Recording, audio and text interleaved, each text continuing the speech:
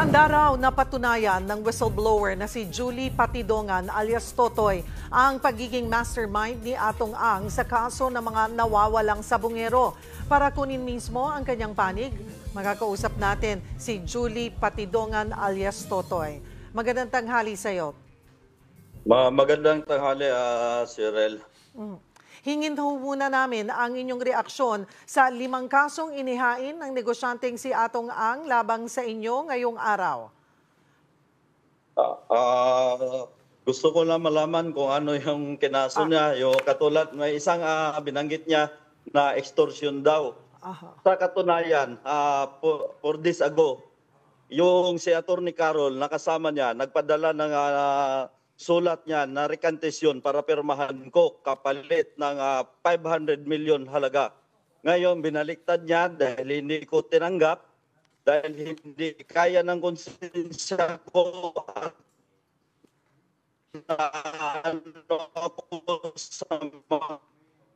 Hello, sir? namatayan.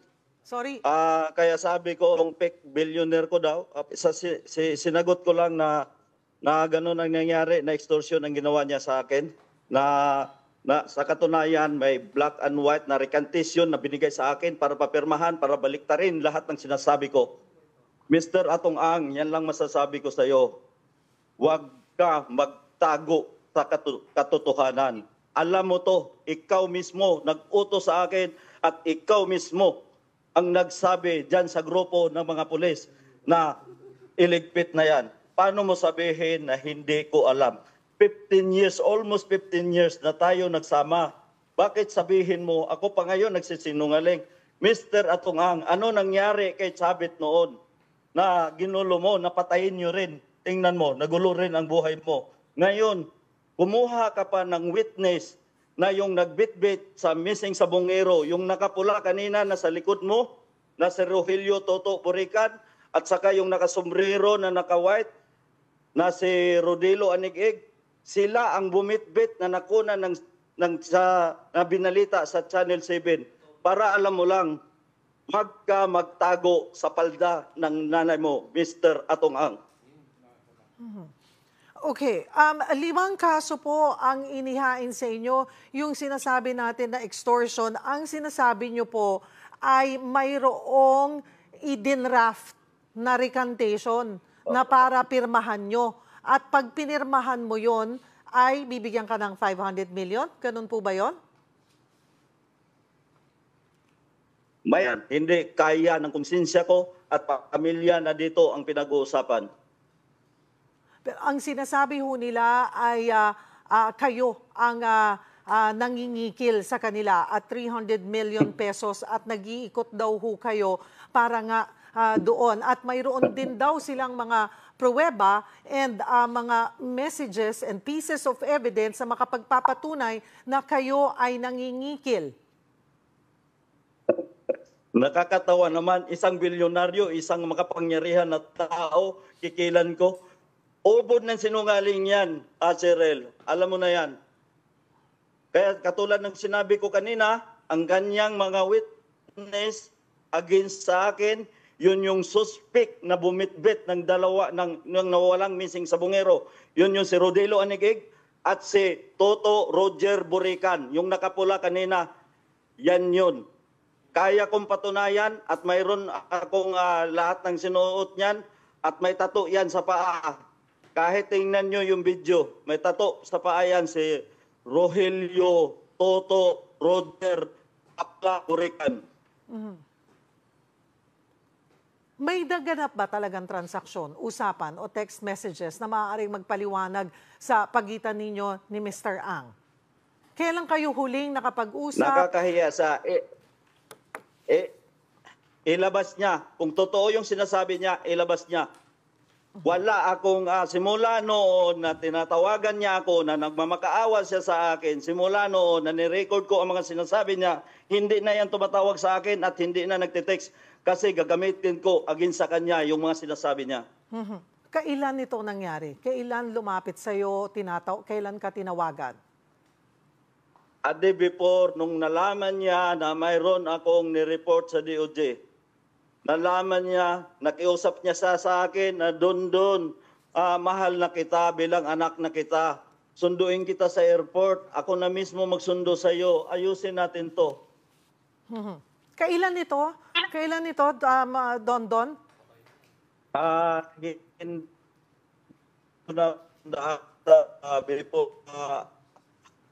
Ang alam ko nito after election, yun ang natatandaan ko.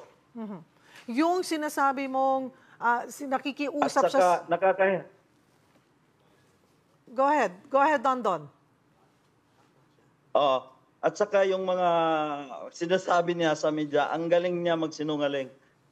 Nanghingi daw ako sa kanya para daw sa panganganak ng asawa ko. Mr. Atong Ang, may pera na rin ako dahil sa negosyo natin. Hindi, kahit kailan, hindi na ako magmamakaawa sa'yo. Hindi ako magmamakaawa sa'yo dahil ang pinaglaban ko dito, buhay ng pamilya ko, Mr. Atong Ang. Kaya kong patunayan ang sinabi mo yung pamilya ko. Biruin, napakawalang hiya mo, inaanak mo pa yung anak ko. Ang sabi mo pa, ubusin na yan dahil sakit sa ulo yan. Para alam mo lang, Mr. Atong Ang. Noon hong sinasabi nyo na nilapitan ka, paanong paglapit, paanong pakiusap? Tinawagan ka ba ni Mr. Ang? Nagkita ba kayo? Nag-usap ba kayo sa telepono? Or mayroon kayong exchanges ng messages? Dondon. De, tinawagan niya ako. Kaya ko yun ipatrace doon yung Dondon? ako. Alright, sorry ha. Medyo nag-freeze ka lamang.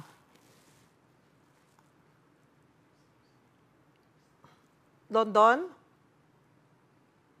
Alright, nagkaroon lamang po tayo ng problema sa ating linya ng komunikasyon. Muli nating tatawagan, susubukan tawagan si Dondon Patidongan. Alright. Ay, Dondon? Yes, go ahead, Cyril. Ayun, okay. Naputol ka lamang doon eh. Yung sinasabi mong siya ang lumapit, siya ang nakiusap sa'yo after the elections at sinabi pa sa'yong itinuring ka na niyang parang anak. Kailan ito nangyari? Sa pamamagitan ng paano kayo nakapag-usap tungkol dito? Tinawagan niya ako sa telepono. Sabi niya, hindi pa huli ang lahat, mag-usap tayo, parang anak na kita. Yun ang sabi niya sa akin. Ano ang sagot mo sa kanya? Ang sinagot ko sa kanya, pag-isipan ko na lang muna yan. Ang gusto ko, manahimik, sabi ko sa kanya, dito lang ako sa probinsya, yun lang. Ngayon, hinahamon niya ako na puro kasinungalingan ang sinasabi ko. Mr. Atong Ang, wala akong kakayahan para patayin ko yung 100 sabungero, nawawalang sabungero. Dahil isa kang siguro, sugo. Sa totoo lang, Cyril, hindi lang ito. Mayroon pa siyang kaibigan na pinapapatay niya. Diyan sa EDSA, kung maalala nyo, yung si Mr. Yulo, siya ang mastermind nun. Kasabwat niya, yung kapatid niya, at yung dating CIDJ na si Ediboy Villanueva. Mayroon akong katibayan at ang yung gunman nakakulong doon sa Mindanao at yung driver nandyan sa kanya. Ang pangalan si Julius Gumulon. Sana wag niya patayin yan. Yun mismo ang driver ng gunman. Para alam nyo lang. Okay. Don, balikan ko lamang. 100 sabungero na ang sinasabi mo na pinapatay. 108. At saka may latest na pinatay nila yung sa nagnakaw ng manok dyan sa Lipa. Alam nun, pati yung hepe, sabi nga nung hepe, kasi kaklase yan nung polis na pumatay. Kaklase yan, sinabihan, bakit hindi nyo nilinis ang katwiran niya sa akin, tinawagan ko siya. Akala ko ba, boss, tumigil ka na sa patayan. Sabi niya sa akin, hindi ko alam yan. Ngayon, yung pangalawa na nagnakaw din doon sa Siniluan, kahit imbestigahan nyo sa police station. Isa ang nakuha nila, napatay nila yon na itapon din sa Talik, pero mayroong isang nakatakas. Alam ng buong Siniluan yan na mayroon siyang pinadukot at mayroon nakatakas. Okay. Don, balikan ko lamang yung talagang kinakaharap mo ngayon, ano? Kasi ito ay salita mo laban sa salita rin sa kwento ni Ginoong Atong Ang. Balikan ko yung mga kasong kakaharapin mo. Sabi mo nga yung sa extortion, you're saying na hindi ka nag-extort bagkus sila ang nag-offer sa'yo. Yes, mayroon ako. Kahit forward ko, pagkatapos nito, bigyan ko kayo ng kopya. Hindi ko pinirmahan yan, pinipilit niya ako, nabayaran niya ako, gawin niyang 500 million. Una, sinabi niyang 300 million. Ngayon, hindi kaya ng konsensya ko. At buhay na ng pamilya ko ang nakataya dito. Sa tingin niya, kaya niya ba akong lukuhin? Kaya ako, nanawagan ako sa ating PNP chief na si General Torre at sa kay DOJ Remulla at sa mahal kong nating Pangulo. Ito na ang pagkakataon, mahal na Pangulo. Tulungan niyo naman ako sa sitwasyon na ganito at alam ko, hindi basta-bastang tao itong kaharap ko ngayon. Puro kasinungalingan lahat ng mga sinasabi niya. Kaya sabi ko nga kahapon, nung nag-interview, mayroon siyang ipapile ngayon, parang kinasuhan niya yung sarili niya. Pero doon ho sa paano nakarating, paano nyo napag-usapan yung sinasabi mong in-offer sa'yo na 500 million pesos? Mayroong isang tao na inuutusan niya, yung si Atty. Carol na nandyan, na kasama niya kanina sa pag-interview. Yan ang inuutusan niya. Para sa kalaman na, ano ho? Inuutusan niya para mag-recant ka? Yes, may kopya sa akin. 2 beses ako pinadalhan, nilalaro ko sila. Nung una sabi ko, hindi ako papayag. Pangalawa, binago niya. Kaya itong sinasabi ko, 2 kopya ang nasa akin. Ngayon, hindi ako nagsisinungaling. Alam ng Panginoon yan na ginawa niya sa akin yan.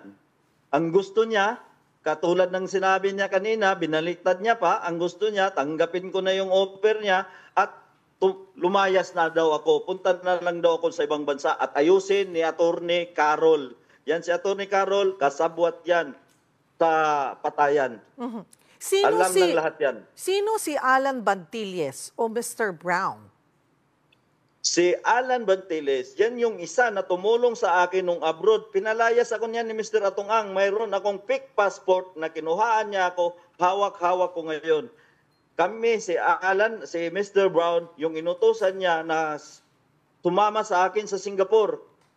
Ngayon, ginamit niyang tulay para makarating sa akin lahat ng gusto niya pangyayari.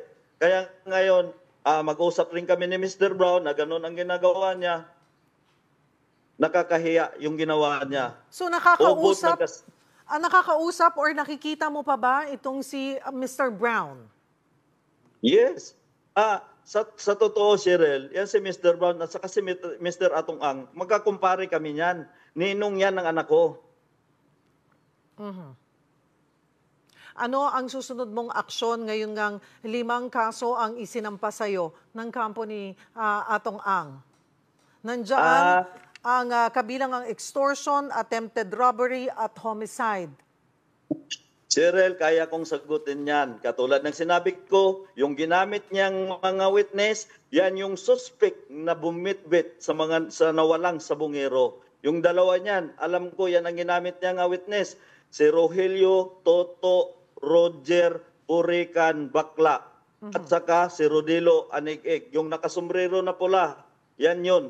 Kahit tingnan nyo sa video, pag-aralan nyo, at kaya ko ituro, yung sa video ng Channel 7 na pinalabas noon, may tato sa kanang paayan.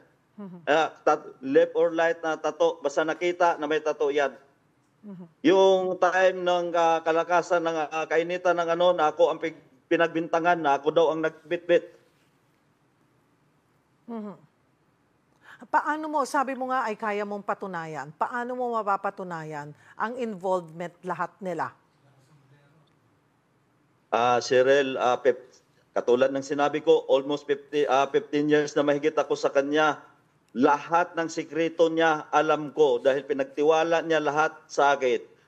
hindi ko magawa lahat ng sinasabi niya kung wala siyang utos. Isang ordinaryo lang akong tao, hindi ako katulad niya na kaya niyang pabagsikin ang gobyerno.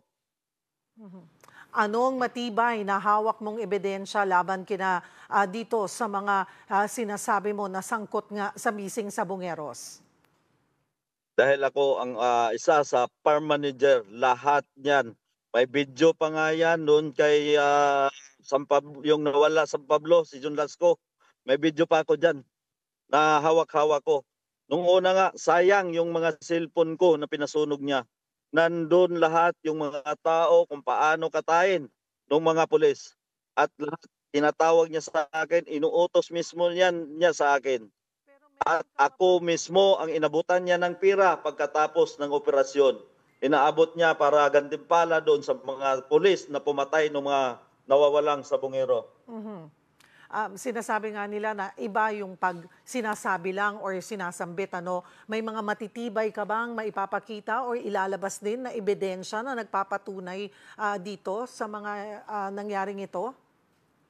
Yes, mayroon ako. May mga butcher ako na binabayad dyan sa mga pulis na yan. May mga butcher ako. Ang mali lang nila, hindi lang nila nakuha yung butcher sa akin. May mga pizza, may mga taon, at may mga tao at may pirma kung sinong kumuha. At saan ko kinuha yung pira na yon at saan ang galing. Galing yan mismo kay Mr. Atong Ang. Doon sa sinasabi mong pinasunog yung mga cellphone mo, may mga ibang videos ka pa ba na ilalabas? May mga natago ka bang mga videos na mailalabas?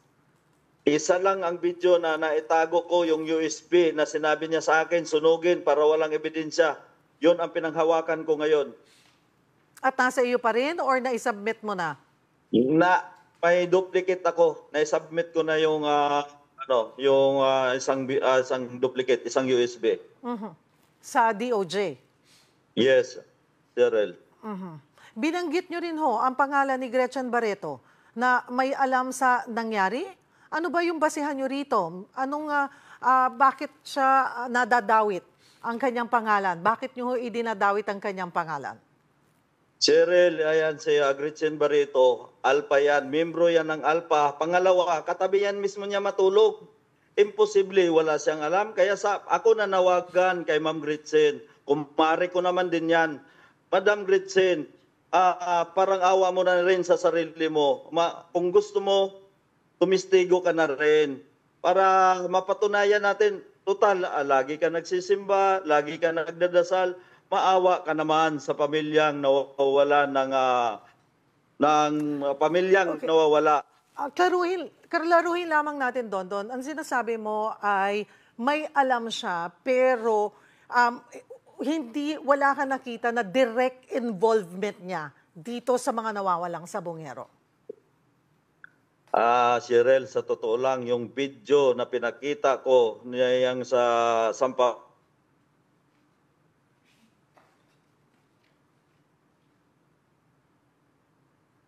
Don? Alright, medyo mobile kasi itong si Don Tama yung ginawa pati natin. Dongan. Don? Yes. Alright, Cheryl. ulitin lamang natin. Ayun nga, kasi binanggit mo yung pangalan at ngayon ay may panawagan ka kay Ms. Gretchen Barreto. Pero ang tanong namin ay, dahil ba close sila ni Ginoong Atong Ang or may nakita mo ba or alam mo ba na talagang may direct involvement siya dito sa missing Sabongeros? Yes, Cheryl, kasi sila nag-usap-usap din yung mga yan. Bago mangyari yung mga krimen na yan, nag-usap-usap yung mga yan. Mayroong ibang ayaw pumayag, pero majority yung pumayag. Ang sabi nga ni Mr. Atong Ang, kung hindi natin gagawin ito, babagsak yung negosyo natin. Kaya yan sila, nag-agree yan, kasama yan si Gretchen Barreto. Mayroon pa bang ibang personalidad? May iba pa bang kilalang tao na papangalanan o na involved dito? Politiko or iba pang personalidad? Cheryl, mamaya siguro pangalanan ko na yung mga pulis para marinig naman ni General Torre. Buhay ko na yung nakasalalay dito. Sa totoo lang, pinaliparan na ako ng drone. Alam Maliban, ko kung sino ang... maliban sa pulis, ay may iba pa bang personalidad? May involved din ba ditong mga like politiko? Dahil may mga lumalabas na congressman daw or senador daw. Mayroon bang ganon? Cheryl, ang gusto lang ni Mr. Atong Ang, idawit yan para may kakampi siya sa kalukuhan niyang ginawa. Yan ang totoong istorya niyan. Pati yung apat na akusado na tinuruan niya na ako ang ituro na mastermind. Nandun sa farm niya yan, andun nakatira, andun ang pamilya, inalagaan niya yan at binigyan niya ng pera para gamitin niya against sa akin. Halata. Sabi ko nga, Cheryl, kahit baliktarin nyo ang tanong nyo sa akin, kaya kong sagutin. Pero subukan mo tanungin yung apat na yon. Tingnan natin kung makasagot ng diretsa sa inyo yon. Sino ang mga pulis na involved po? Sa ngayon, itatanong ko muna sa abogado ko kasi sinabi ko na kanina na mamaya konti, kailangan ko na silang sabihin kasi kung hindi ko sabihin yan, paikot-ikot sila yan sa bahay ko. Sila mismo. Ano ang pinakamataas na posisyon ng pulis na ito? Ilan silang pulis? Colonel, Major, Kapitan. Yan. At may mga sibilyan. Kumusta na rin ho ang lagay nyo? Kasunod nitong mga revelasyon ninyo, ay sinasabi nyo ho ay pinapaikutan na kayo ng drone? Drone, yes. Pinaliparan na ako ng drone. At saka may patong na ako sa ulo, 50 million, Cyril. Kaya yan si Mr. Atongang, gusto niya ubusin yung pira niya. Magmamalinis lang siya. Sabi ko nga kanina, sayang yung binayad niya sa attorney. Sana ibinigay niya na lang doon sa mga namatayan. Alright. Siguro ano ho ang ating mensahe kay Atong Ang kanina ay nasabi niya na parang itinuring ka na niyang anak. Yes, itinuring ko siyang tatay. Umiiyak nga ako sa harap niya pag may mga problema ako. Pero ang hindi ko matanggap, Cyril, yung patayin niya buong pamilya ko. Okay lang sana na ako lang yung patayin niya. Tanggap ko yun. Pero ubusin niya yung pamilya ko, hindi ko matanggap yan. Katulad ng sinabi ko, inupiran niya ako ng pera para ayusin. Hindi kaya ng konsensya ko natanggapin yung inoffer niya sa kanya. Sa ngayon, ako pa ang ginawa niya, nag-extort ako sa kanya. Napakalaking tanga naman niya.